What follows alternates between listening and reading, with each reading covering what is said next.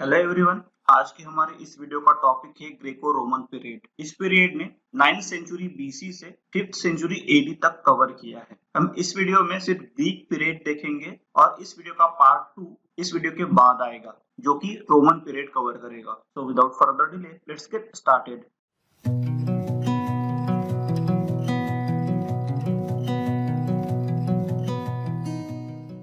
Greco Roman period के दो part हैं, ग्रीक पीरियड और रोमन पीरियड। हम ग्रीक पीरियड को तीन पार्ट में डिवाइड कर सकते हैं। First archaic period, second classical period और third Hellenistic period. Archaic period के पहले ग्रीक के बारे में उतना ज्यादा कुछ नहीं पता। हम किसी नेशन के बारे में कहां से जानते हैं? लिटरेचर से। उससे पहले मतलब 9th सेंचुरी बीसी से पहले ग्रीक में उतना लिटरेचर नहीं बना, इसीलिए उसको डार्क एजेस भी कहा जाता है और हमें इसके बारे में कुछ नहीं पता। आर्केइक पीरियड में 9th सेंचुरी बीसी से 5th सेंचुरी बीसी का पीरियड कवर होता है। इस पीरियड में ग्रीस में छोटे छोटे अलग अलग बहुत सारे स्टेट्स थे जिनको अलग अलग डिक्टेटर्स द्वारा रूल किया जाता था। इनका कॉमन एनिमी था पर्शिया। हमने मूवीज देखी है 300 पार्ट 2। यहाँ पे ग्रीक और पर्शियन की फाइट्स दिखाई है। आर्केइक पीरियड का सबसे फेमस कोई पर्सन है तो वो है होमर, जिसने इलियड और ओडेसी ये दो एपिक लिखे। उसके बाद आता है क्लासिकल पीरियड जो कि 5th सेंचुरी से 4th सेंचुरी बीसी ये पीरियड कवर करता है। This was a high point of arts and literature. Classical period में ही ग्रीक में बहुत सारा लिटरेचर बना and that was a pinnacle of literature, Greek literature. इसी पीरियड में क्लासिकल ड्रामा इमर्ज हुआ, कॉमेडी और ट्रेजेडी, और क्रिटिसिज्म भी इमर्ज हुआ, प्लेटो और एरिस्टोटल जो कि क्रिटिक्स थे। सबसे लास्ट में हेलेनिस्टिक पीरियड आता है। अलेक्जेंडर ग्रेट के पीरियड को हेलेनिस्टिक पीरियड हम कह सकते हैं। अब इन तीनों पीरियड को, आर्केइक, क्लासिकल और हेलेनिस्टिक पीरियड को हम डिटेल में अब आगे की स्लाइड्स में समझेंगे। तो आर्केइक पीरियड जो कि 9th सेंचुरी बीसी से 5th सेंचुरी बीसी का पीरियड इसमें कवर होता है। आर्केइक पीरियड का सबसे फेमस कोई पोएट था तो वो होमर था।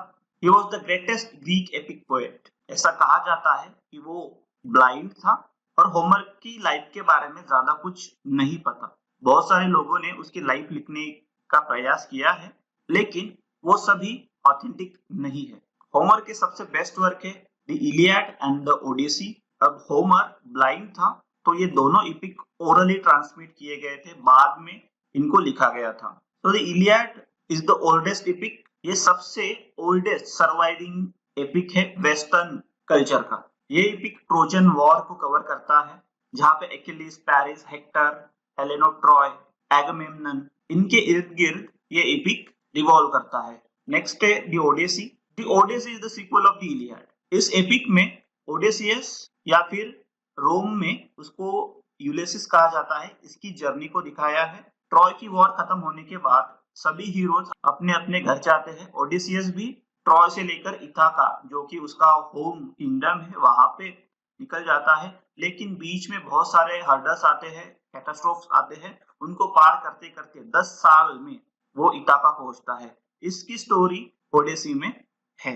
आर्केइक पीरियड खत्म होने के बाद क्लासिकल पीरियड स्टार्ट होता है जो कि 5th सेंचुरी से 4th सेंचुरी बीसी का पीरियड कवर करता है। क्लासिकल पीरियड के बारे में हमने सबसे पहली स्लाइड में जाना है, तो हम सीधे क्लासिकल ड्रामा पे आते हैं। क्लासिकल ड्रामा दो टाइप का था, ट्रेजेडी और कॉमेडी। तो सबसे पहले क्लासिकल ट्रेजेडी के बारे में समझते हैं। क्लासिकल ट्रेजेडी का इमर्जेंस 6th सेंचुरी बीसी में हुआ। It was the part of festival of Dionysius. Dionysius is the god of wine and merriment. इसको रोम में बैकेशियस भी कहा जाता है। जब डायनोशियस का फेस्टिवल रहता था तो उस फेस्टिवल में एंटरटेनमेंट के लिए बहुत सारे ग्रीक ऑथर्स अपनी अपनी ट्रेजेडी प्रेजेंट करते थे वहां पे, और वहां पे कंपटीशन होता था और सबसे बेस्ट प्ले को अवार्ड भी मिलता था। तो वहां से क्लासिकल ट्रेजेडी का इमर्जेंस हुआ। उस क्लासिकल ट्रेजेडी का स्ट्रक्चर देखते हैं अभी। क्लासिकल ट्रेजेडी 4 पार्ट में डिवाइड होती थी, prologue, parodos, episodes and last में एक्सोडस। प्रोलॉग में introduction to the play and background, जैसे मॉडर्न प्ले में होता है, प्ले का इंट्रोडक्शन होता है और प्ले के बारे में बैकग्राउंड दिया जाता था प्रोलॉग में। उसके बाद पैराडोस में कोरस की एंट्री होती थी और स्टोरी का बैकग्राउंड दिया जाता था। Episode was a main action.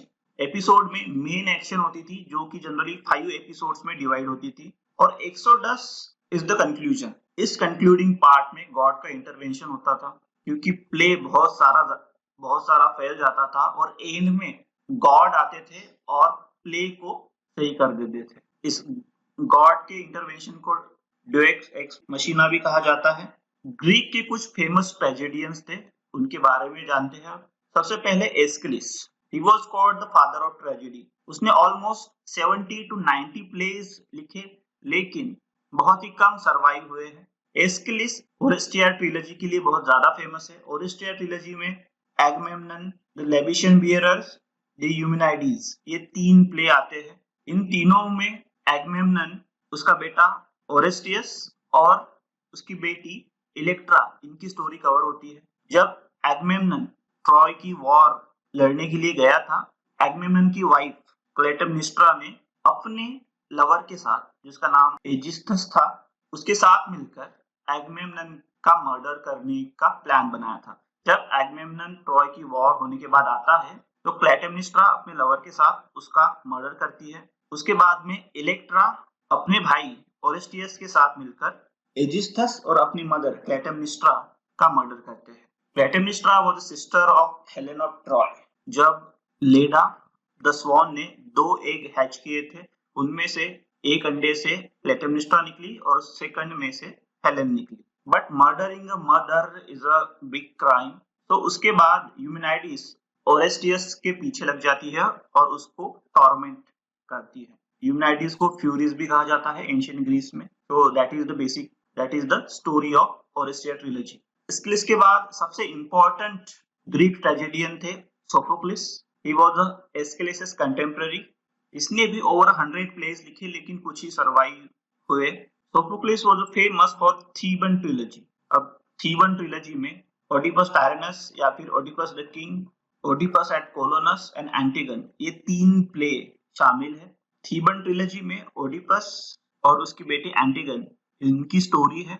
जब Oedipus king and queen Thebes, king Laius और क्वीन जोकास्टा, जो कि किंग एंड क्वीन थीब्स के हैं, उनके पेट में पैदा होता है, लेकिन डेल्फिक ओरेकल ये प्रोफेसाइज करता है कि वो अपने फादर को मारेगा और अपनी मदर से शादी करेगा। इस प्रोफेसी को झूठा करने के लिए लायस एंड जोकास्टा उस छोटे बच्चे को मारने के लिए भेज देते हैं, लेकिन इलिपस को ओलिबस और मेरो, ये कोरिन्थ इस कंट्री के किंग और क्वीन थे, ये चाइल्डलेस थे।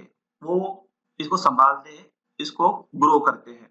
लेकिन इडिपस को अब उस प्रोफेसी के बारे में पता चल जाता है कि वो अपने फादर का मर्डर करेगा और अपनी मदर से शादी करेगा, तो वो ये प्रोफेसी झूठी करने के लिए कोरिन से निकलता है। लेकिन बीच रास्ते में वो एक पर्सन के साथ झगड़ा करता है और उसको मार देता है, लेकिन उसको ये नहीं पता था कि that person was his real father Laius. उसके बाद वो थीव्स में आता है और स्फिंक्स की रिडल सॉल्व करके वो थीव्स का किंग बन जाता है और जोकास्टा से शादी करता है। लेकिन और एक प्रोफेसी की वजह से उसको ये सब पता चल जाता है कि Laius was his father and Jocasta is his mother, तो वो खुद को अंधा करता है और जोकास्टा भी खुद को फांसी लगा देती है। इडिपस एट कोलोनस में इडिपस की सफरिंग को दिखाया गया है, और एंटिगन में, जो कि जोकास्टा और इडिपस की बेटी है, उसकी स्टोरी है। So this is all about Theban trilogy. Sophocles के बाद Euripides was the greatest play writer. इसने भी 90 से ऊपर प्लेस लिखे, लेकिन कुछ ही सर्वाइव हुए हैं। He was intellectual, most of the time he was compared with Socrates. यूरिपिडिस का सबसे फेमस प्ले मीडिया था। मीडिया अपनी पति जेसन से बदला लेने के लिए अपने खुद के बच्चों को ही मार देती है। अब क्लासिकल ट्रेजेडी के बाद क्लासिकल कॉमेडी पे आते हैं हम। क्लासिकल कॉमेडी तब के सटायर प्ले से डेवलप हुई। यहाँ पे पॉलिटिकल यूज के लिए इन कॉमेडी को यूज किया जाता था। बेसिकली ये मिथिकल सब्जेक्ट के ऊपर बेस्ड होती थी क्लासिकल कॉमेडी, और पर्सन को, अपोजिट पर्सन को, पॉलिटिकल पर्सन को सटायराइज किया जाता था। एरिस्टोटल ने क्लासिकल कॉमेडी को इंफीरियर समझा है compare to tragedy. Aristophanes was a famous comedian. He started old comedy in contrast with the new comedy of Menander. Old comedy में satirized real individuals and local issues. Old comedy में एरिस्टोफेनिस real individuals और उनके local issues को सटायराइज करते थे। एरिस्टोफेनिस के दो बहुत ही ज्यादा फेमस प्लेस है, the clouds and the frogs. फिर उनके बाद आते हैं मिनेंडर। मिनेंडर ने न्यू कॉमेडी शुरू की है। It generalize situation and stock characters against old comedy. जैसा कि मैंने अभी भी बताया, ओल्ड कॉमेडी में पर्सनल सटायर होता था, न्यू कॉमेडी में जनरलाइज सिचुएशन पे सटायर होता था, और यही से स्टॉक कैरेक्टर की शुरुआत हुई है। स्टॉक कैरेक्टर्स पे मैंने एक वीडियो बनाया है, प्लीज चेक इट आउट। अब न्यू कॉमेडी से ही कॉमेडी ऑफ मैनर्स डेवलप हुआ बाद में। मिनेंडर के सबसे फेमस वर्क है डिस्कोलस और सेमिया। इसके बाद पिंडार आते हैं। पिंडार कॉमेडियन और ट्रेजेडियन नहीं थे, he was a famous poet.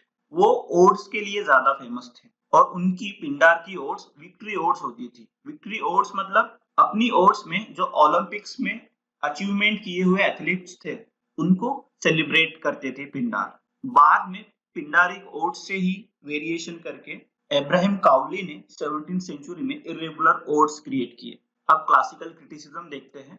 दो क्रिटिक्स बहुत ज्यादा फेमस है जिनको हम सब जानते हैं। First was Plato, second was Aristotle.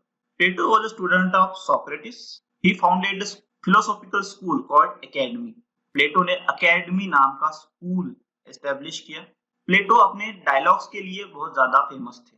प्लेटो's philosophy is in the form of dialogue, usually between Socrates and others. प्लेटो का जो कोई भी वर्क है वो डायलॉग के फॉर्म में ही था।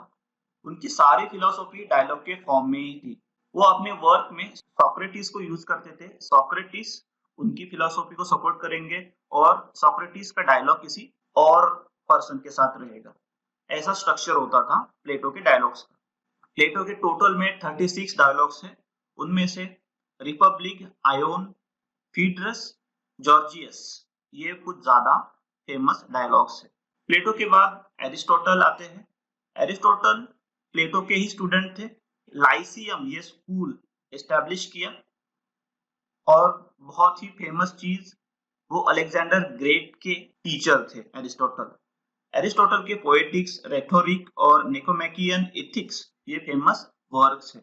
अब प्लेटो और एरिस्टोटल पे और बहुत कुछ बोला जा सकता है, बताया जा सकता है, लेकिन इनके ऊपर अलग से एक डिटेल में वीडियो बनाऊंगा जहां पे इनकी लाइफ, इनके सारे वर्क कवर किए जाएंगे। यहाँ पे मैं अगर ज्यादा बताऊंगा तो ये वीडियो और बहुत बड़ी हो जाएगी। अब this is all about Greek period. जो ग्रीक पीरियड है वो 3 पार्ट में डिवाइड किया हमने, आर्केइक, क्लासिकल और हेलेनिस्टिक। क्लासिकल पीरियड के बाद हेलेनिस्टिक पीरियड स्टार्ट होता है, लेकिन हेलेनिस्टिक पीरियड में उतना कुछ ज्यादा लिटरेचर नहीं हुआ। वहां पे पॉलिटिकली एडवांसमेंट बहुत ज्यादा हुई। अलेक्जेंडर द ग्रेट ने इंडिया तक अपना एम्पायर बढ़ाया था। उनके 2 जनरल्स थे, उन्होंने बहुत बड़ी सिटीज एस्टेब्लिश की थी। तो मैं वहां पे अलग से हेलेनिस्टिक पीरियड के बारे में यहाँ पे नहीं बताऊंगा। तो this is all about Greek period.